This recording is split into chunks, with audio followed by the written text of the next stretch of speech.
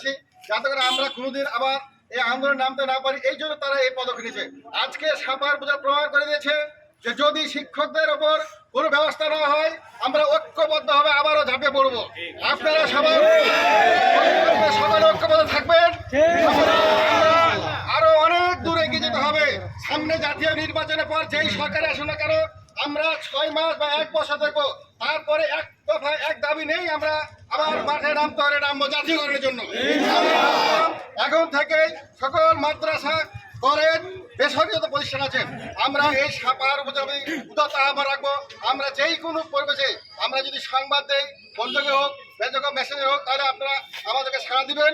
আজকে যেভাবে আপনারা এখানে এসে আপনাদের প্রতি কৃতজ্ঞতা জানিয়ে সবার সুস্বাস্থ্য এবং দীর্ঘায়ু কামনা করে আজকের এই বিক্ষোভ মিছিল মানববন্ধন শেষ করতেছি এবং সমাপ্তি ঘোষণা করতেছি। ধন্যবাদ। আসসালামু আলাইকুম। ওয়ালাইকুম আসসালাম ওয়া রাহমাতুল্লাহ। মারহাবা।